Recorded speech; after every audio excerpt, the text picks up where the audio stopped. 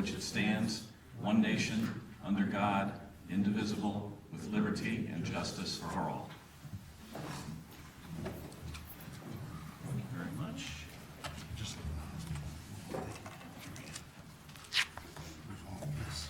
Keys has got the sign-up sheet.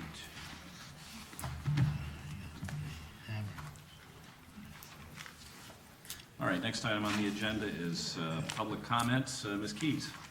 Thank you, Mr. Lyons. Good evening, everyone. Happy New Year, 2015. Once I call your name for public comments, if you can come up, please state your full name and address for the record. You will have approximately 3 minutes. I will wave my hand when you have 30 seconds left. If you can please keep your comments civil in nature. The first person that we have is Tony Santamaria.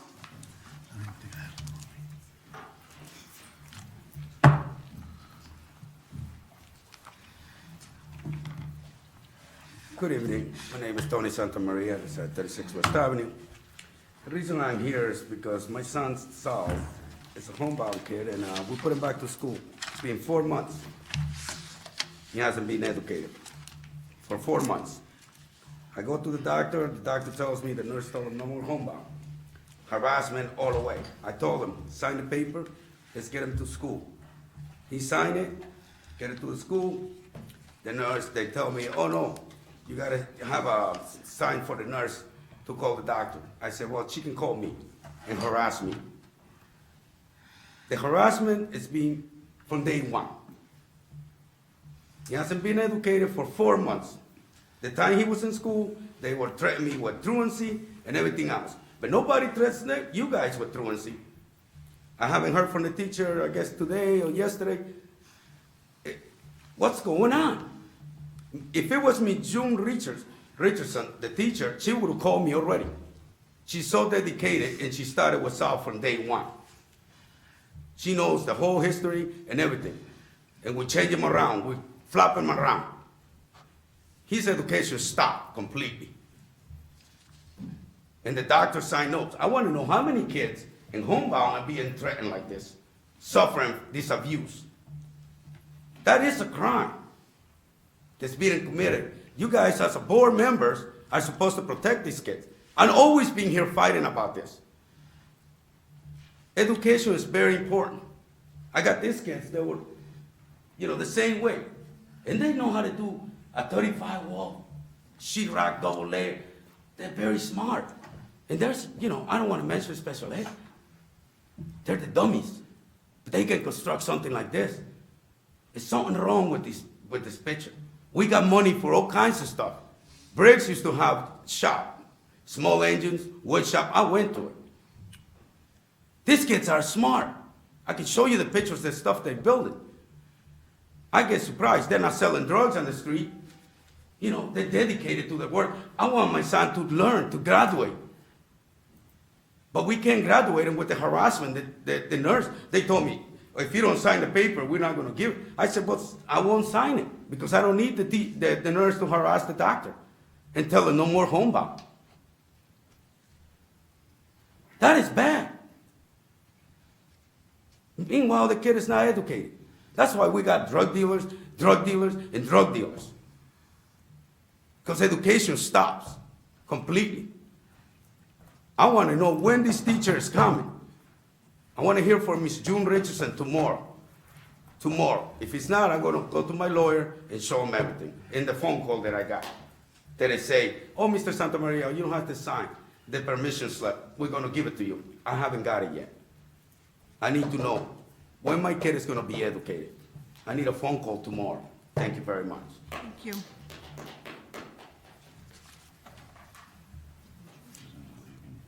Yeah. Second person that's up, I apologize, it's hard to read your name. I think it's Dwight. The second person who signed up, thank you. If you can come on up and state your full name and address for the record.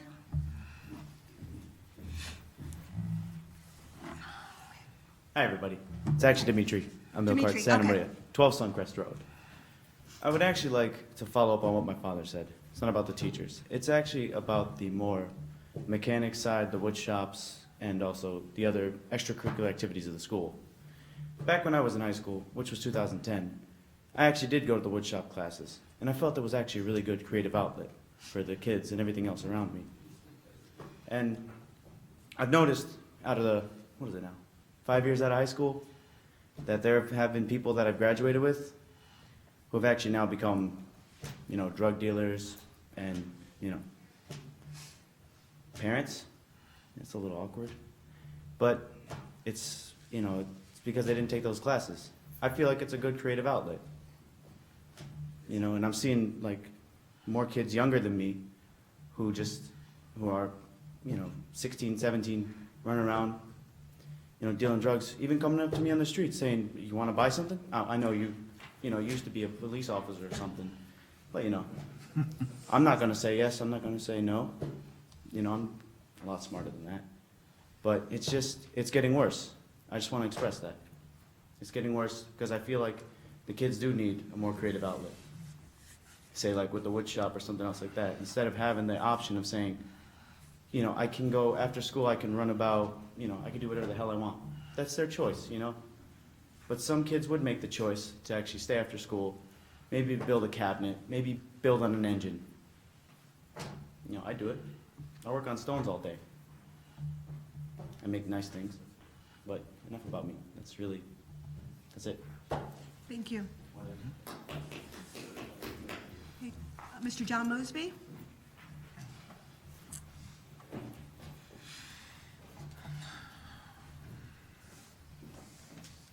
Good afternoon, Bo. My name is John Mosby. I live at 15 Addison Avenue tonight. I would like to speak on a couple of concerns tonight. Is once about Bridge High School. I gave the board many letters to the superintendent and all of you all asking you to redo Bridge, because that was a school for those kids. And for some reason, every time in the budget, y'all eat no bread. And I'm getting sick and tired of it. Y'all can find money for everything else, for every other organization, but you can't find one dime for bread. And you are doing wrong in the school. And some of these board members play games too. They play games, all of them. Some stay out and some play games. All of you playing games. We're getting sick and tired of this stuff. And I'm going to ask for an auditor of bread, all the millions you took up there, where all that money went. I asked almost $4 million and got about 40 or 50 kids up there. Something is wrong. The way y'all hiring people in the schools and find all this money. Everything y'all doing the board is secret. Making got community, putting one against the other. I think it's time for the federal government to come in here and put a stop to some of this stuff. And I'm not playing no game. I've been fighting hard, giving y'all this, and every time the finance guy do everything in the power to find money. The custodian union complained. They were supposed to come here tonight and complain. For some reason, they didn't come. The way they being mistreated. How you ain't getting no toilet paper in these schools. Civil mind them complaining. Where all this money going? No soap. They roll them out. Where are these guys telling y'all what's going on? Y'all covered up a lot of things in the school system. And I'm blaming you 9-member board, not no one. All of you. And if y'all ain't gonna do your job, every one of you should step down. I'm sick and tired of this corruption in this town. And I'm gonna stand for the poor, all races. We are sick of this stuff in this country. The young kids are sick of it. We old people who ain't gonna do right, go on and get your gray hairs and go on and die and get out the way. These young people want us to stand up and do right. And I'm sick and tired of this game, folks. If you board members don't want to do your job, get out your job. Thank you. That ends our public comment section. All right, next item is Superintendent's report. Dr. Rivera. Thank you. I guess one thing that's clear is that last year at this time, I think we had, 3 or 4 snow days. And I was really concerned at that point, and we ended up having, I think, a total of 8 days, which caused schools to run an additional week. I only bring this up because just as a reminder to parents and to the community out there, we do have some very careful process steps and procedures that we make. Nothing is more important than the safety of every single one of our children and assuring that they get to school safely and can get home safely. There are a number of factors that we look at, and Tony and I have already had some preliminary discussions, and I guess my suggestion would be to be careful of what you see on the tweets or some fake websites that get created indicating that my mustache makes the calls.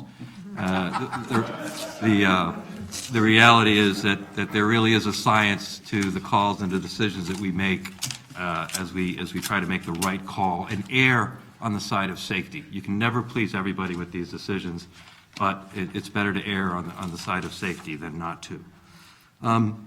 Second issue, I mentioned this at a previous meeting, the fact that the smarter balanced assessments excuse me, are being administered in our elementary schools and our middle schools between April 22nd and May 15th, and at the high school level between May 19th and May 22nd.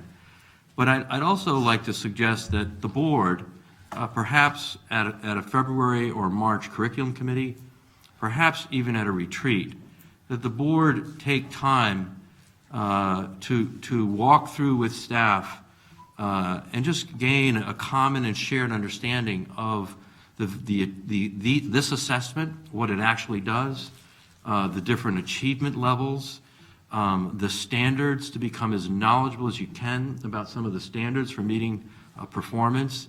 It is through the Common Core standards that we now have, that's what's going to level the playing field. And to the extent that district staff, school leaders, and the board are as knowledgeable as possible about our standards, how we assess them, how we determine who's on grade level and who is not, that is going to be essential for all of us as school leaders, if you will, as we try to work and communicate this with parents. There's going to be obviously a lot of attention paid to the passing rates of these standards and when the results are released, and to the extent that parents are more informed, school leaders know the same, that we all need to be communicating out into the field, and we're all sharing that and have that common knowledge base, we can be cheerleaders for our Common Core standards. Because the one thing I've learned, even though we've been at this for 2 years, in October and November, when we were going through the development of those grade level reports, it was clear that we have a lot of work to do still with our staff across the board. So I guess one of my parting suggestions would be to take time to really understand those standards and these assessments and the implications for education. Third, as you know, and it be acted upon hopefully this evening, with an interim superintendent coming in, we have already traded communications. We're setting up a schedule to go through a transition process with meetings that will be convened with different key leaders in the community, as well as with community partners, school staff, individual staff members who are champions or leads for particular initiatives that we have to put in place. And actually, it'll begin tomorrow. I'll be spending several hours with the incoming interim superintendent. And again, when he's able to join us for the last 2 weeks of January, we'll have a series of meetings and a transition plan already set up in advance of that. Fourth item, and this arose as we were putting the budget together, and I look forward to speaking about the budget when the time comes.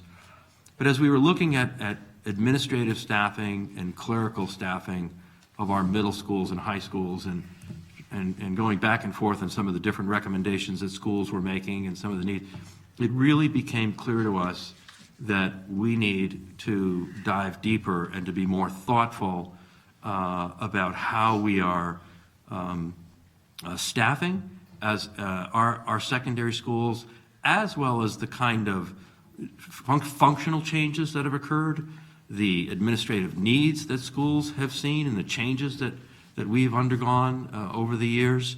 And so one of our actions, Rich and I had discussed along with with the committee and the advisory group, and as well as with principals, is that we look at bringing in an organization such as Bloom Shapiro to come in and to do a real thorough assessment.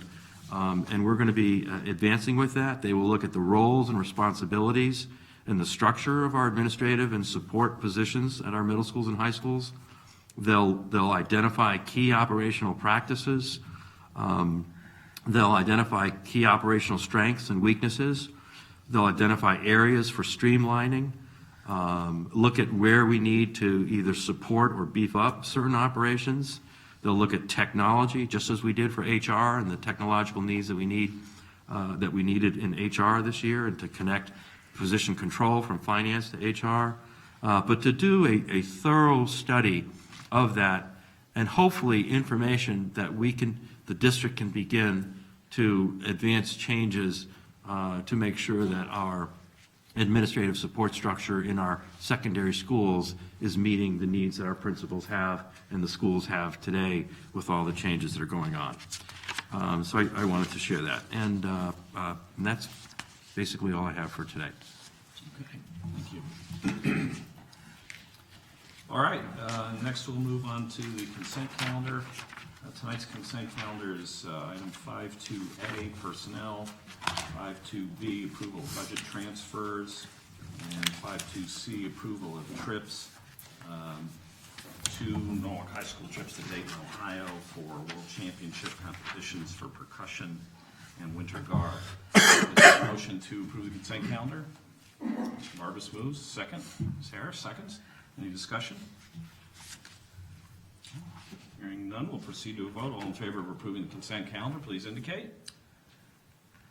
That's unanimous, thank you. Next item is approval of contract with James A. Connolly as interim superintendent of schools. I emailed the board members earlier today with a slightly amended version of that contract, and there's copies of it that were left for the board members here as well. The amendments added a provision for automobile allowance, but deleted previous language indicating that there'd be $1,000 a month allowed for lodging reimbursement, and just changed that to say that on approval of the board chairperson, in special circumstances, that could be permitted. Chair would entertain a motion to approve the contract in the current version. Is there such a motion? Mr. Chairmonti moves, Mr. Barbas seconds. Any discussion? Ms. Mosby? Yes, I'm still not comfortable with the salary of this person. And from everything that I could see, basically, I haven't seen anything that could justify the salary that we're giving this person. And although you did say that you did the amended contract, because one of my concerns was that $1,000, extra. And although you did say that you amended the contract, but it was done today around 12 o'clock. And that goes back to another one of my concerns, that we're not really getting things out to the public. It's less than 24 hours. The public have not had an opportunity to even review or see this. And I've spoken to a lot of people in the community, and they're not happy with this either. I understand that we're going down the road of an intern, and they were asking, wasn't there other things that we could have done? I understand that you want to have an intern person, but we do have a deputy superintendent here who has been working closely with Dr. Rivera. And if we're talking about trying to save money and allocating and putting it into different areas, then this is just a temporary position. We could have just shifted the responsibility over to that person who's already familiar with what's going on. Whether it's Mr. Dodona or whoever is the deputy superintendent. I'm just sitting here advocating for that position, deputy superintendent. And we could have at least decided to push it over there and let that person take over and save the money of $1,000 a day, and for an intern person, and we could have allocated the money to some more things to help with our children in the education area. And I know that you did send an email and trying to justify the reasoning, but there wasn't anything that said why, as an intern person, we should pay this person $1,000 a day. I'm not knocking the person, I cannot understand. A lot of people in the community feels the same. They can't understand why you're paying this person $1,000 a day. And as a board, if some backup or supporting documents to support the amount, of comparison and so forth would have been sent to the board, then maybe, to justify what's going on. But we really didn't even have a discussion. It was just, boom, here's a contract. And now, I think that we should have all sat down and had a discussion if there's something that needed to be put out there, say this is the reasoning why and all that.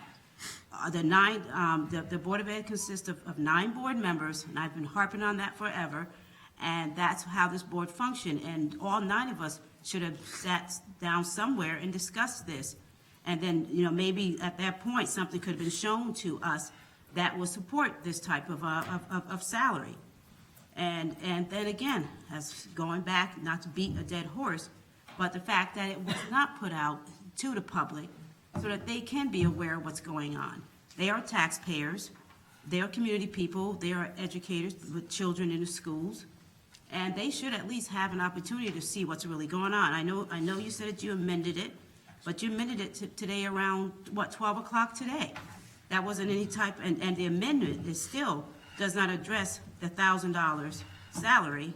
It just gives the person a $300 car allowance, and that's, and then just said, with our discretion, whether or not we will allow them to, stay over lodging. We sit here and we keep saying that we want to do things that's innovative, out of the box, and all that. We like to save money and do all this stuff. It's still, I don't have an answer to tell people when they ask me, why are we paying this person $1,000 a day when you had a deputy superintendent? Whether you like the person or don't like the person, it's not about personalities and whether we like them or not. It's about doing what's best for our children. There's a deputy superintendent here. We could have saved that $1,000 a day, and we could have sat here and, because right now, it's a placeholder. It's really a seat warmer position that's going to continue the initiative that Dr. Rivera has put in place. But then the deputy superintendent should be very much versed with that because he was sitting there working with him. And it keeps sitting here spending this type of money and then I'm honestly, I don't know what to tell people out there. They're asking me. And I can't honestly say, this, I cannot back this up or find anything that can justify this, especially when you have someone sitting here. Whether you like the person or not, the fact that the person's been here, the person was the interim superintendent for a whole year prior to us, and from what I can see, everyone said the person did a wonderful job, even gave the person a plaque. Now, all of a sudden, the person is not good enough or whatever for it. I don't know what the reasoning is, and I don't, that's something I don't want to get into at this point. But I can't sit here wholeheartedly and justify giving someone $1,000 a day. I'm sorry, especially when we had options that we could have sat down as a board and discussed and probably figured out how we can, save money and allocate it to other resources that we so desperately need for our children, like the gentleman said about homebound, schooling and all that, trying to get someone to sit there and educate his child. We could have, talked about things like that. And I don't know what to tell people in the community that's been coming up to me and asking me why $1,000 a day, especially when you had someone. And people have said that, yeah, maybe we like him or we don't like him, but the bottom line is that you had someone in place, so why that? So with that being said, and I didn't see anything of any supporting backup documents or anything that was given to this board to support the reasoning for this $1,000 a day, other than an email breaking down some salary of the intern person. And my biggest problem again is that just not being posted, the amended, and not being posted at this last minute for the public to see. And the public is following this. Because I've been getting a lot of people coming up to me, and they are following this. And prior to me coming here, I was approached by 3 people. They're really following this, so I don't know. I'm just letting you know right now that I won't be supporting this. My vote tonight will be a no, and at least I want to explain my reasoning why it's a no. Thank you. Okay, any other discussion? Comments, questions? Well, I think, sure, if you had read the email, it very clearly stated when, in the previous interim superintendent was being paid, if you did the math, $1,019 a day. And that the email also stated that this would be the lowest paid superintendent in Fairfield County. So, I think it was there. Ms. Harris? Do we know what the former interns were paid? Were they paid similarly? Well, the last interim, Mr. Dodona received $1,019 a day. I did see that. This would be $965 a day, so a little bit less. Okay. And of course, Mr. Dodona was also receiving health insurance and various other benefits at considerable expense, as he was entitled to, but this person will not be receiving any of those benefits. So if you factor that in, he's substantially less expensive than the last interim superintendent. And we should also keep in mind that when we did have an interim superintendent last time, we also brought in a interim deputy superintendent who cost us about $800 a day to fill in for the the lost position there. So I think this cost is clearly less than the last time around. It is the going rate for superintendents in Fairfield County is it's pushing up into the 260, 270 range now. I found a website which I actually posted on our famous local Nancy on Norwalk blog that the New Haven Register had set up where you can check the salaries of every single superintendent in the state, and everybody in the lower Fairfield County area is higher than us. So, in terms of, the competitive pricing for superintendents, Mr. Connolly would be receiving less pay than any other superintendent in the area and less paid than the last interim superintendent that we had.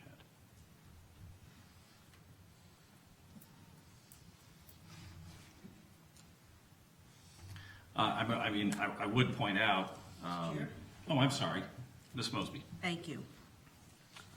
Okay, the email, addressing the email, that's one thing. Yes, we did get the email, and the person who the email was addressing, salary did include an annuity of about $1,000, where other people have to receive $5,000 in annuity, and that person basically started around August the 3rd, where we're looking at now Mr. Connolly's, the interim superintendent, starting now in January. So that's, there's a difference right there with those two. Now, I did hear you say that you posted something on Nancy on Norwalk, the blog, about different superintendents' salaries and all that stuff. Yeah, Well, my question here is that if you took the time to post it on the blog, why didn't you send it to us board members instead of that one little email breaking down what the ex-intern person received? If you wanted us to have a better understanding, then why didn't you send it to the board member? Because we are, a 9-person board. Information should need to be shared with all board members, especially with something that you're trying to make your case or point on. And that was not shared with us. And if that was something that you felt was very important, that had knowledge for us to know why this contract was made for this type of money, then that should have been shared with us 9-member board so that we could at least do our own research as well. And it's not up to us to go there and go to Nancy on Norwalk or any type of resources like that, especially when we have a leader that could send us that information to make sure that we are truly educated on what's going on, if that's the case, and if we had questions we could ask. Because I'm not basing it on just this intern right here that was just with us, because I'm looking at all the other interns, what were their salaries and everything, basically, I can't take your word at this point, because I don't have the actual document to see what other people's salaries are, and I bet you I can probably see some that will state, because I know you're saying that this person was $965 a day. Now, if that $1,000 living expense was going to be kept in, it would have put them over the amount of the other one. But the fact that we are using that as a discretion, whether or not he stays or not, but that still doesn't take away from the fact that we had someone, we could have put that person there, and that person's salary included that person annuity as well. And that person did start around August and not January. Okay, any other comments? Ms. Harris? Well, was the deputy superintendent interested? I'm sorry, say again? Was Tony actually interested in the position? I don't know. Were you here for the meeting where we had the executive session and discussed it and then it came out? I don't know, Okay. but I don't know that came up, so I was just curious because she's making a point that we have someone in place. Well, So the I'm- board's already voted to designate No, who I the person's going to understand. be. I'm just asking a question, if he Mhm. was actually interested. Okay. Any other comments, questions? All right, motion is on the floor for, I'm sorry, Yeah, Ms. that's Murray. okay. The history on the actual paying of our interim superintendents really are based on what the current superintendent, the superintendent who have left, that portion, that's how the math is done in my mind. Okay, so, Mr. Nass was making whatever Sal Quarter made, Tony, the donor for Susan Marks, and now John Conley for Dr. Rivera. So that's how I'm looking at this. I'm sure if you went in and really looked at the actual details, that's how we'll see it laid out and what we use and the amount of time that we actually utilize these interims, because I believe it's a different time period for these gentlemen and as far as for interim superintendent, okay? I think. And I think you're correct. Yeah, there's a time frame, so that might make a difference dollar-wise. I understand you're bringing in somebody who's not paid benefits or those other things, but the benefit to that is we have someone who knows what this district is all about. I just think it brings a lot of information that's needed for this interim superintendent that we would not have to do with the current deputy superintendent. I was at the meeting, so I do know, but not factually, I don't know if this was actually offered to the deputy superintendent. That, I don't have the answer to that question, if that was actually offered. But when you're talking about saving and dollars and cents, that would raise a question in my mind as well. Now we're getting someone who we know, yes, he's done many interim superintendent positions as we looked at his resume, but the fact of it is we do know we have a deputy who can step in, who already knows what is happening, what has happened in Norwalk. So that would raise a question on that area, on that side, which I don't have the answer to, but certainly that should be something that maybe someone else can kind of enlighten us on. I'm not quite sure. Well, Mr. Chairman, Yeah, he had- sorry. I'm sorry, I'm just getting blindsided by all this. Did we not have a meeting on getting an interim superintendent? I recall that we did have a meeting. Do we all have a meeting? Yeah. Now we're going back and second guessing this.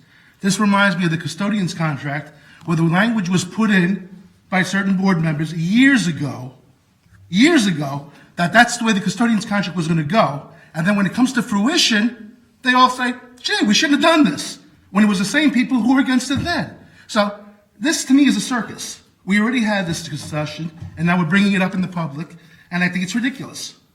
Let's move forward. That he's getting paid the same amount of money that anybody else in that position is getting paid. All right? It's like taking a sports figure and breaking it down how much they make per at bat. When you hear somebody making 30 grand at bat, you start jumping all over it. All right, but when they say this guy's making millions of dollars, nobody squints at it. Well, take a look at what all the superintendents make in this part of the country, and it's right in line with it.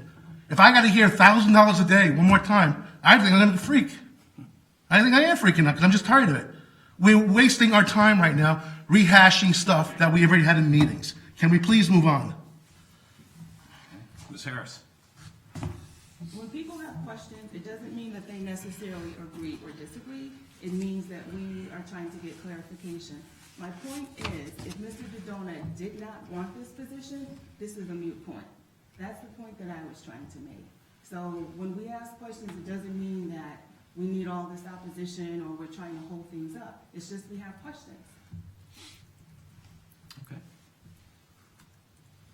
Any other comments? All right, the motion is on approval of the contract. All in favor of approving the contract as presented, please indicate. We're voting. Jack, we're voting. I'm sorry.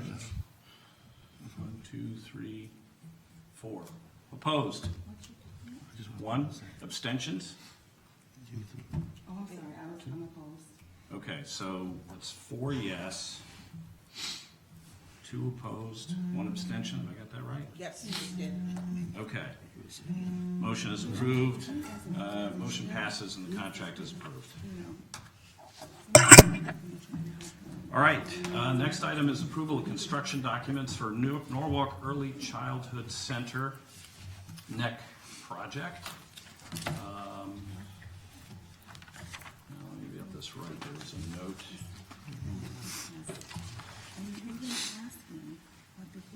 Here, I have proper language in this one, so bear with me for a second. Something they wrote in here.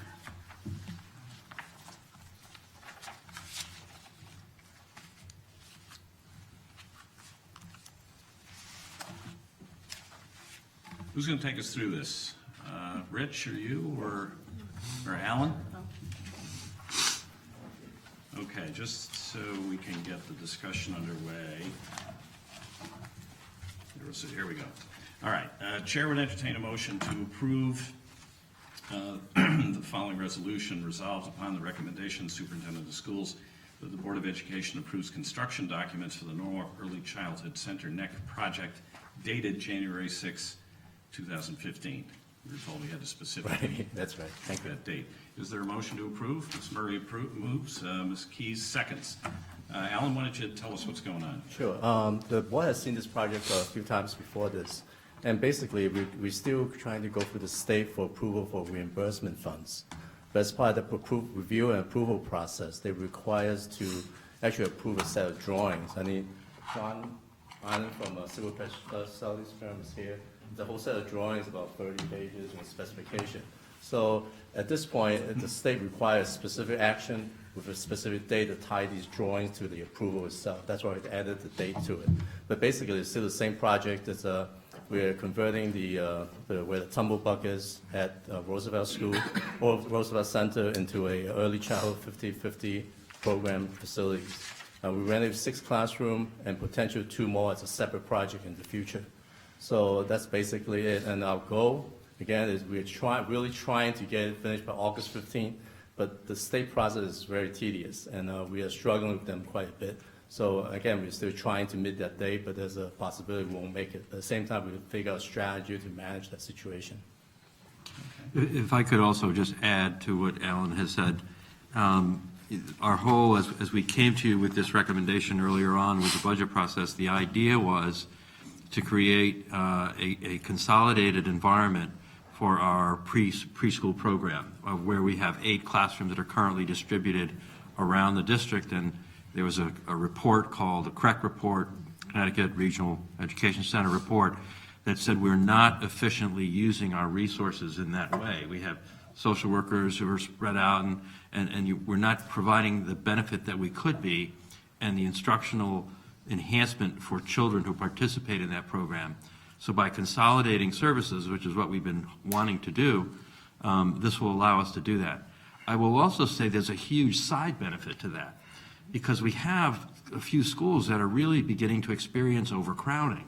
because of new developments that are coming around. Marvin, Kendall's overcrowded, and by creating this consolidated center for children, it's also going to free up space in other buildings where we're going to need it. And I, before you vote tonight, I want to especially thank Alan Lowe. Alan, this is really the first project I've worked with him closely on. He's been incredibly diligent on this whole process. And I also want to thank the mayor, Mayor Rilling, for his cooperation and work with us as we were trying to find the best ways to fund it and make the funding available and the capital available. And I remember something that Alan Lowe once shared. It would cost us $4 to $5 million to build an addition for 4 classrooms, whereas in this particular project, $1.5 to $1.6 million for 8 classrooms eventually is huge, substantial savings here for our children. So I want to thank you for your work, and Rich and Mr. Ireland, the architect who's been behind this. But it's a good thing to do for kids. It's good for instruction. It's good for support.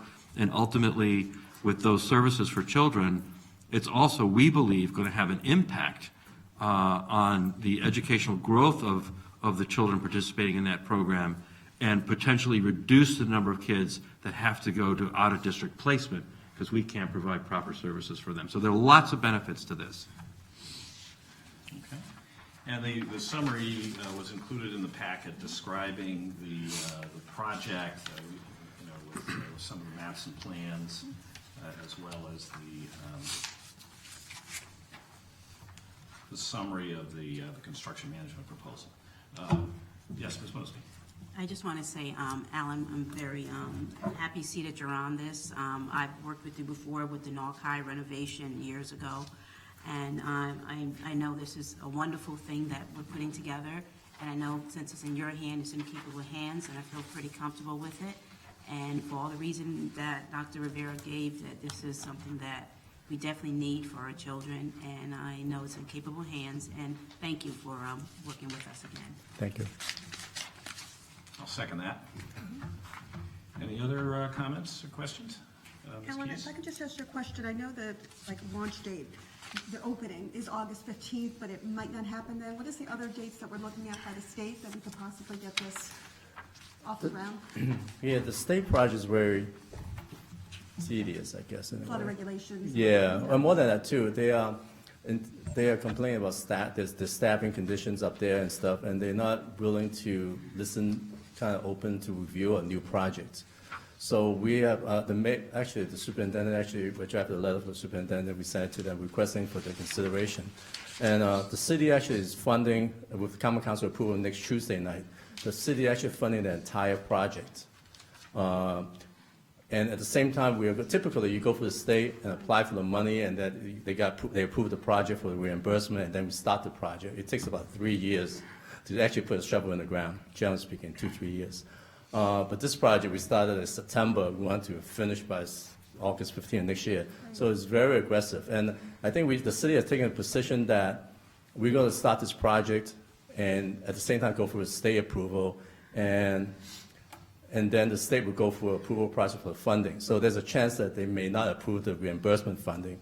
The city gets about 32.14% of reimbursement, so that's equal to about $500,000.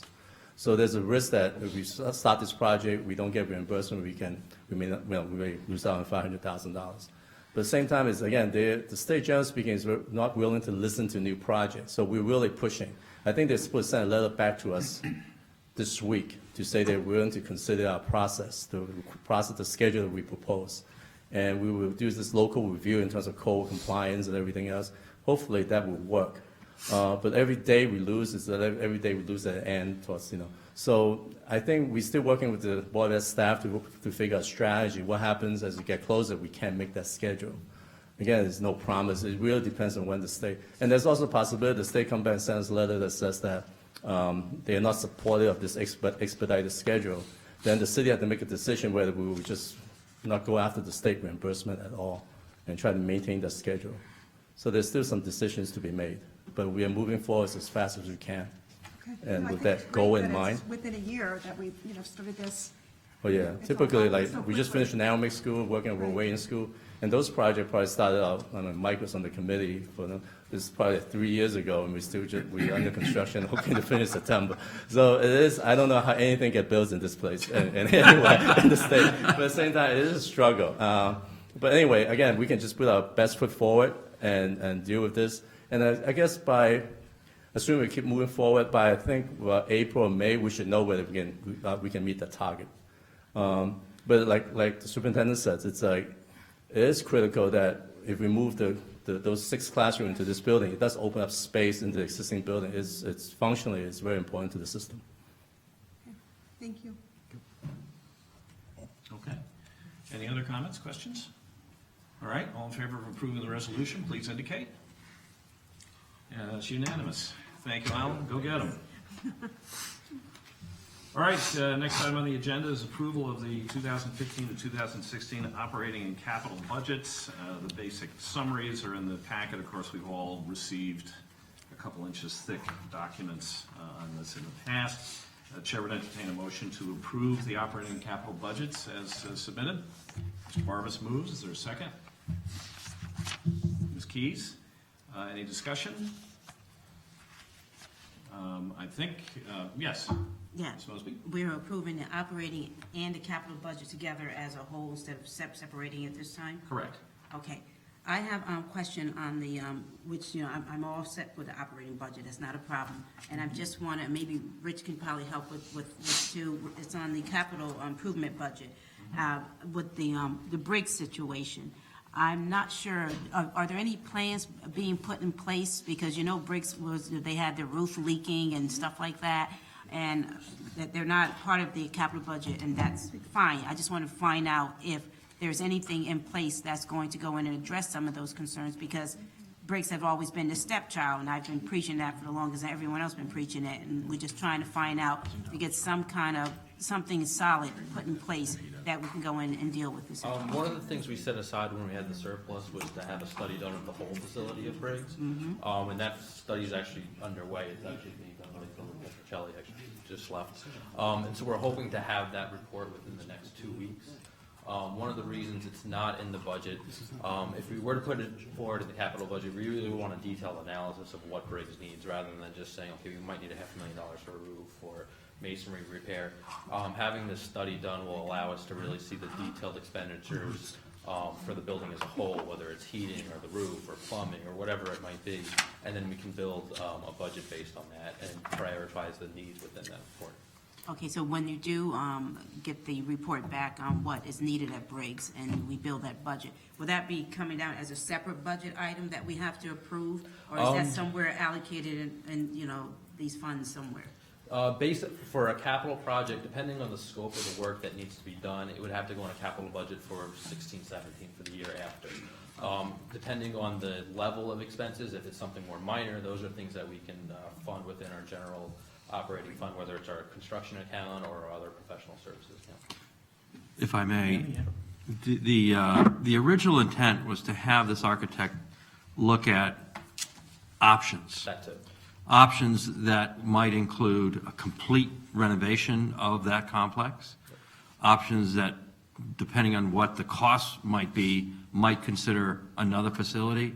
There's multiple ways of looking at how we might use that. And so the thought was that they would do this study. There would then be an opportunity for staff to study it. We should then, my recommendation would be that staff work then go to a board facility committee, and that there be opportunity for board discussion at a facility committee before we just, let's say, come in and say, we're recommending option 1 or option 2. So I think there's a process step here, but please know that yes, Briggs is on the agenda, it has been, but we wanted to come at it in a thoughtful way with a really good assessment of what would be needed for that school. Good, thank you. Mr. Barbas? Yeah, I was just gonna say, I know one of the things that's come up a lot is and I was at a meeting the other day where this was discussed in detail, but the transportation logistics of Briggs are a nightmare trying to get kids there is very, very difficult. And scheduling wise, it's one of the reasons attendance is a problem. It's now not that safe because it's a state road. They can't get a crosswalk. Those kids are darting across the street to catch the public buses. And I know if you talk to the principal there, it's just one issue after another. And I think the design of the building with the way it's separated is suboptimal. And so my impression was, you know, if it could be, it really would make more sense to move the school to a better location so you could get better attendance. It'd be easier for the kids to get there, and you'd have a building that was more suited to hosting students than that building, which, from everything I've heard, is not particularly well designed. And you know, it'd be kind of a black hole to just try to fix it. It would be, you'd be better off at another site. Is kind of what I've heard. But what do I know? Is that part of what I mean, and you're saying, Dr. Rivera, that's basically the plan, is to look at options that could include a rebuild, but also could be, maybe we should buy another site and build something new? Yeah, I think those are the options we're gonna have to discuss. However, we've protected ourselves because one of the, and correct me if I'm wrong with this, but one of the things that we've done, if the decision is to stay at Briggs, I believe we've included in the transportation budget sufficient funds for transportation to come in. We looked The at yellow- we have three options. The yellow bus essentially, service. for, We have options on the transportation side, but that is still a nightmare. And even right now, as we're trying to look at resolving the transportation issues for the second semester, we have 2 or 3 different options that we've got to discuss with Marie Allen at the school. But I will tell you, you know, I this has nothing to do with the facility, but I love going over to that school and seeing these young people and just watching the improvements in the program and instructionally and hearing the state people who've been monitoring it pretty closely say incredibly positive things about how things have changed there. So I think you know, as Briggs evolves as a program, I think eventually, and I've said this before at a board meeting, you gotta have a decent facility where the heat works and you don't have classrooms flooded with water, and you know, you don't have all of these physical plant problems that you have to continually wrestle with. And if we can't get those under control, then we seriously need to consider a second option and go after it aggressively. And that's why I'm pursuing and pushing it, because, for years, we've always been allocating finances to Briggs. And for years, it has not been happening, and that's why the facility is in the place where it's at. I remember years ago, as a person that was born here in Norwalk, I remember years ago, that facility, and it was named after, Dr. Briggs, and I remembered that school was a place to where children can go there, and they had all kind of things for them to do. It's almost like a little right tech here in Norwalk, and and I would love to see that school on top of the pushing with the academics, level. But I would love to see that school start to reach back and go back to some of those things, because some children, they learn differently, and some kids are more hands-on, some kids are, and they like that type of training. And I would love it, like the young man that was here said that with the wood shop. He said it was something that inspired him, where other kids who didn't take that opportunity are out there, on drugs or, whatever, because they didn't have that opportunity. So I would like to see that school be, built up if we can. And I don't want to just, which I know, Dr. Rivera, you have a wonderful, and it was great, and I thank you for it, It's just that I want to make sure that it doesn't fall through the crack, in a sense, because it has over years, and no fault of Dr. Rivera's or anyone, this is years of abuse to that school. And we need to start focusing a little bit on that school. Just because they have just a small quantity of children now, that means it could be great again. It's not like it's not good now, but I mean, it could exceed our expectation if we put our mind to it and make sure that it doesn't become the stepchild again, that it becomes a child that's accepted by all. And I know we're looking at different facilities and all that, and that area, the children there, when it was at its highest, that the children and people were there were extremely proud. The Briggs, I know a few Briggs graduates that are doing very well. And that school, you know, it has a legacy. And it's a school, like I said before, where the kids feel that they belong. They have their own home. And that's what it came up when we had this discussion before about moving all these kids out. And if we did, that we would not be able to bring them back in because of the code, you know, the code, of bringing it back up to code. And once you move the last child out of that school, you cannot put that child back unless you bring it up to the city, the code, or else you have all these code violations, and you can't, and that will cost us mega bucks. So that's why I'm not trying to seem like I'm being pushy, but I am being pushy, because I want to make sure, I want to make sure that that school is going to, you know, get what it needs to get, and that we don't lose out, and the kids are not, you know, put somewhere where they can't thrive. And if we could look into all this stuff, like the Right Tech type of model or something, that would be great, because a lot of children, young adults, like to go down that road. And that young man that was up here earlier inspired that by saying that woodshop helped him keep him going down the straight and narrow. Okay. Ms. Murray? Yes, for the monies that have been invested, I think we need to take a look at that. That's come through. We turn around federal monies, foundation monies, where it actually, we get the most for the dollar. I think we can learn something because, as many of us know, we've been here before. We've had these conversations, and somehow it just seems never quite to happen. We get closer, you think it's going to happen, and we miss the mark. But this time, I've seen the foundation monies, the federal, state level dollars coming in, and we haven't quite moved the needle at Briggs. So that's something I think this board needs to look at.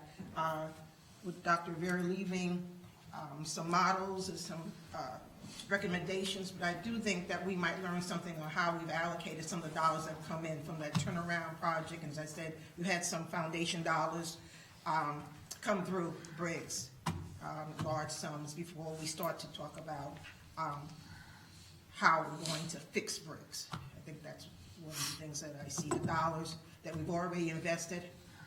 How do we miss the mark, or it was enough to bring us to a certain point, and what do we need to move forward? Any other discussion? All right, hearing none, we'll proceed to vote. This is to approve the operating and capital budgets as submitted. All in favor, please indicate.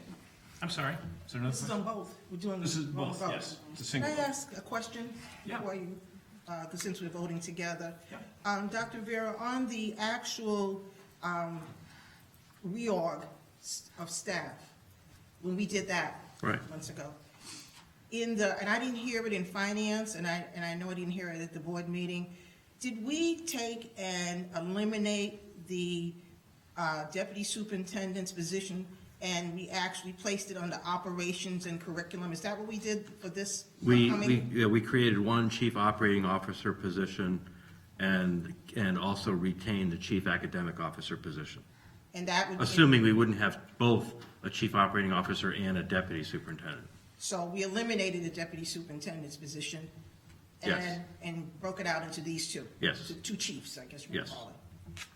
Because I know that was not brought up in our finance meeting, and you weren't here at the last board meeting Right. for the presentation, so Right. that's one of the other things too. So where was that discussed? This I finance- think. Budget season, I'm just talking about the budget season. Yeah, the positions that, there are two senior positions. Actually, yeah, two, chief academic officer and deputy superintendent.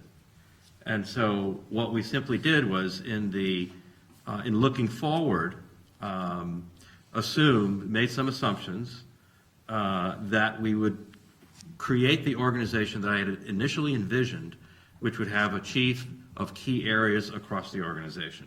So you'd have chief operating officer, chief business officer, chief human resource officer, chief academic officer. And that's the kind of organization that I've been familiar with operating, and that's how we're going to operate.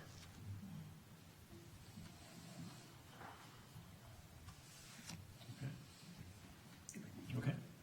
All right, so anything else?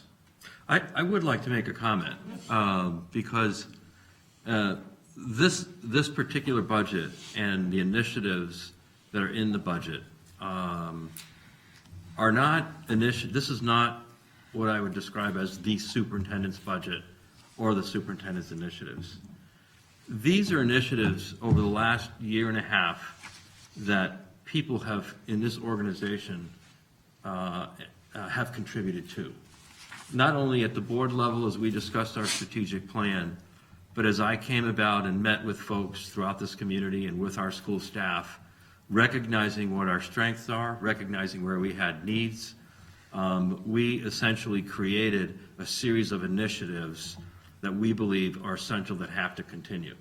Now, I've heard some of you say that we need to continue moving forward, and I want to underscore how important that is, because it is not about one individual, whether this superintendent is here or not here, but rather think about it in terms of that these initiatives are the right thing to do. We need to have standards for our schools. We need to be clear about what our assessments are. Every school should have a school governance team. We need to pay attention to Common Core state standards. We need to provide professional development and training. We need to focus on diversity hiring. We need to support our high schools in terms of their accreditation and to create other opportunities for choice for families. All of these things that are supported in the budget, I'm not going to go through the whole list because Rich has shared those with you, are something that is fundamental. It's becoming a good organization. So I just wanted to note that. Secondly, I also want to thank the staff for their work, for their contributions, and in particular, I want to thank Rich Rudel for his incredible knowledge of numbers and finances and attention to detail when it comes to finances, and for putting these budgets together, because as we work together, we created not only, I think, a good budget, no drama, no sky is falling scenario, but one that hopefully the community and you and Common Council and everyone can embrace. I will also say, as I've been tracking the emails and looking at my colleagues who have been advancing budgets with 3% increases, 3.2% increases, 3.5, 3.7, I wouldn't be surprised if at 2.87, we may be the only district in Fairfield County that's come in at lower than a 3% increase. And that has been because of the work of staff and others who've paid attention to how we can create an efficient budget. So I'm very proud of this budget in that sense. And I think what it represents is moving forward on key initiatives, regardless of who's sitting at this table. And really, the hard work is in implementation. It is in delivering on these initiatives. It is in focusing on quality and excellence, which is why standards are so important, so we know what we mean when we talk about quality and excellence. So, thank you. Okay, thanks. All right, then we'll proceed to a vote. Again, this is a vote, combined vote to approve the operating and capital budget request for 15-16. All in favor of approving the budget, please indicate. Okay, opposed? None? Abstention? One abstention, Ms. Mosby. And the budgets are approved.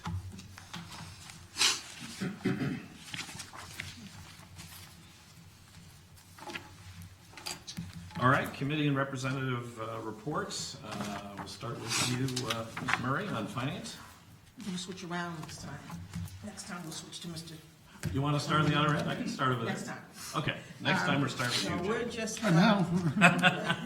we're looking at changing our meeting for the finance committee. Me, I didn't hear any objections, and I got a yes from our staff. So we will be changing our finance meetings to the second Wednesday at 6 p.m. Okay. All right, got all the nods, right? All Okay. right. So that's what we'll be. We will not be starting that until February. Okay. Is that correct? All right, thank you. Curriculum committee will be meeting next Tuesday, and it's going to be a full update on special education programs for the city. Ms. Fensor is going to be there, and in particular will address steps that we have been taking to address the issues that have been raised in the CREC reports that have come in. Let's see, Ms. Keys, policy? Yes, change is good, so we're making some changes too for policy. We'll be starting in January. It'll be the third Tuesday of the month prior to our board meeting. We'll be at 6:30 at night, and we will be starting this on the 20th of this month, in January, 6:30 p.m.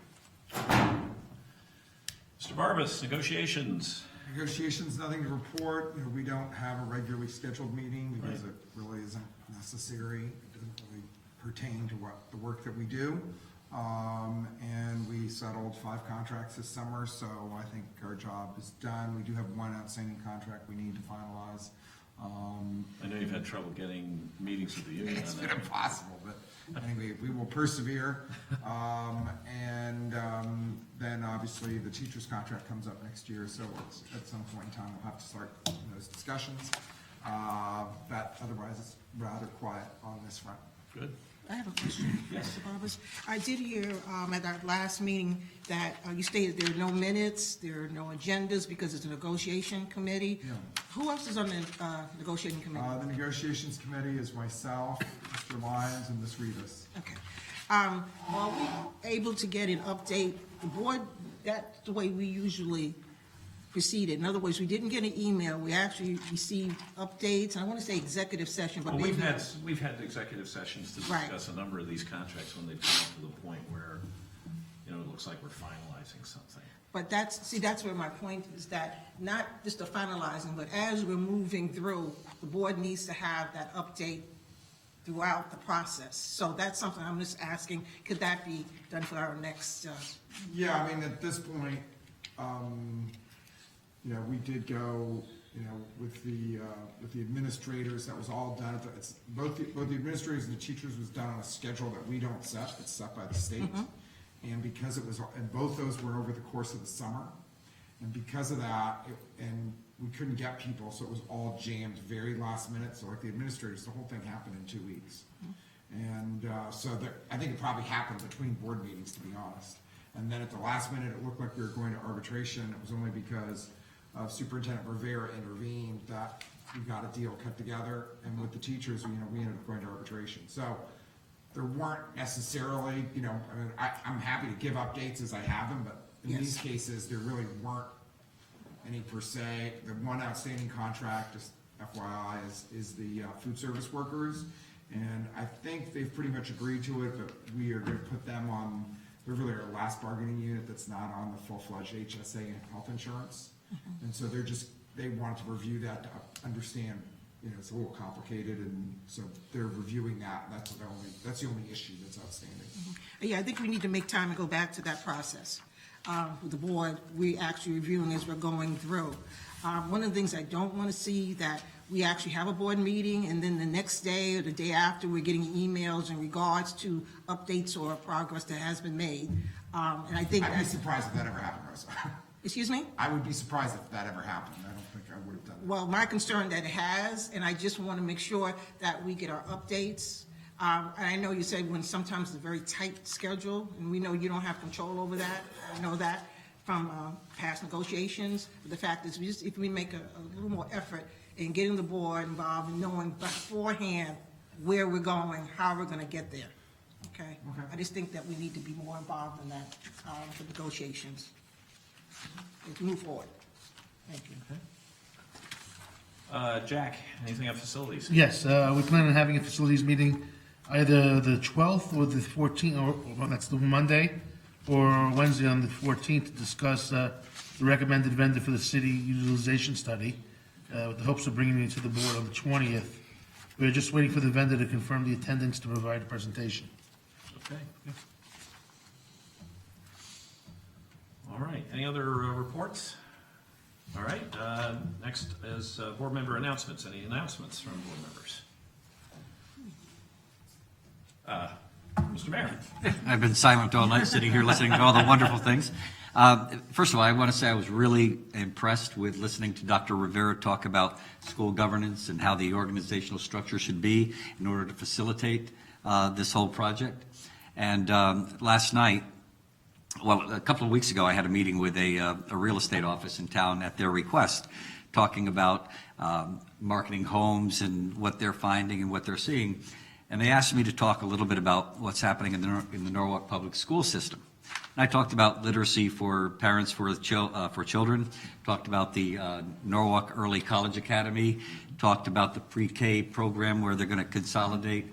And they were quite impressed because they didn't know this. And they were really impressed about what was happening in the Norwalk public schools, even when compared to some of the surrounding communities. And last night, we had a BET meeting, and we had a young man there who is a top-notch real estate salesman for the city of, in this area. Had 100 closings in 2014. And you can imagine that was quite ambitious. But he was talking, and he knows exactly what's going on in the Norwalk Public Schools. And when he brings a client in and they're looking for a home in Norwalk, he's able to articulate to them just how good the Norwalk Public School system is.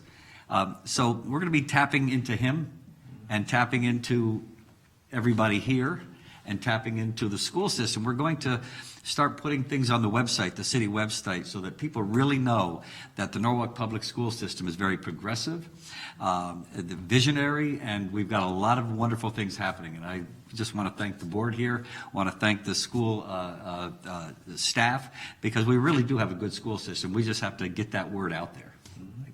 Thank you. All right. Next item on the agenda is approval of minutes. We have 2 sets from December 16, 1 set from December 19. Chair would entertain a motion to approve the minutes of the special meeting on December 16. Is there a motion?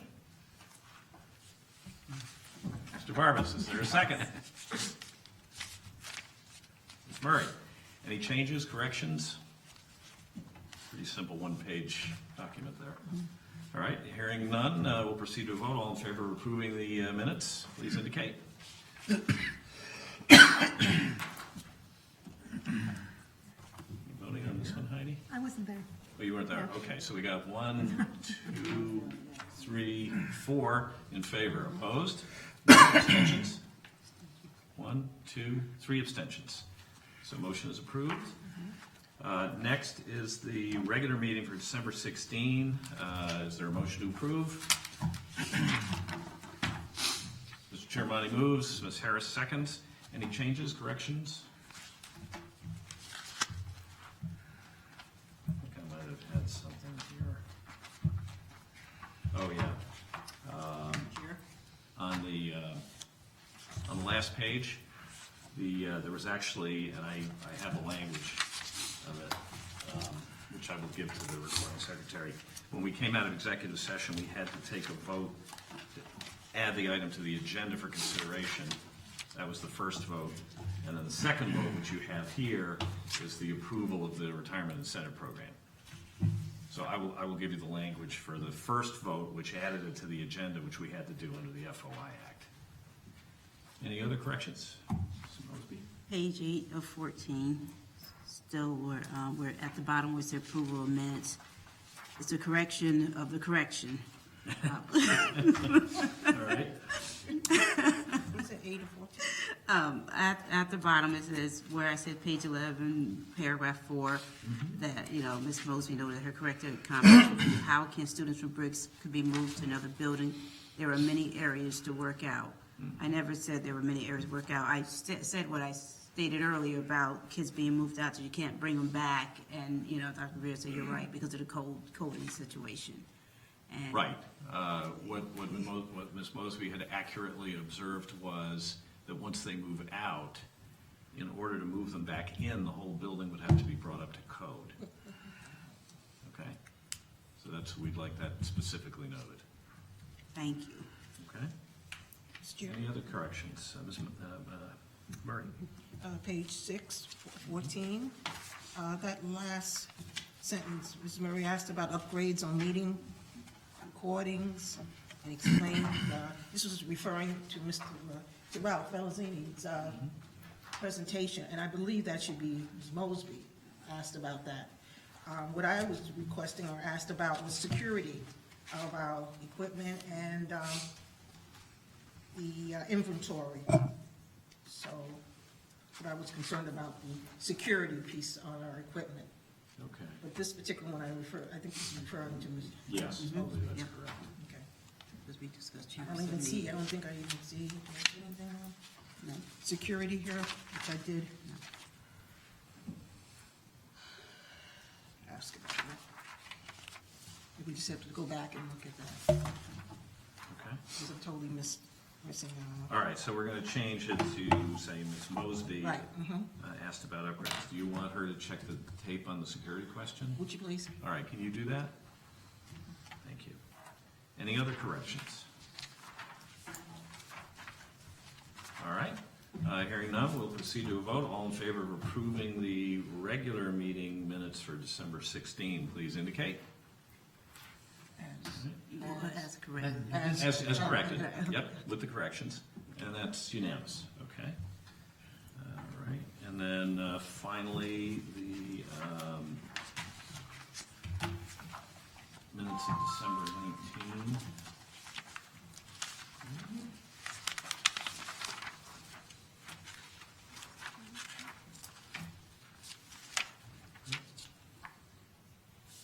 December 16, are they in the packet? Yeah, the special meeting. The 19th was a special meeting. It's at the end. It's right before the, Oh, it's right at, I'm sorry, it's, Yep, it's after. back at page 14. Right. right before the finance committee. There we go. Okay. All right, okay, Chair would entertain a motion to approve the December 19 minutes. Is there a motion? Mr. Chairmani moves. Mr. Barber seconds. Any corrections? I would note just a little spelling thing in the first paragraph there. Mr. Lyons presented the item for discussion and reviewed it should say past success, not pass success.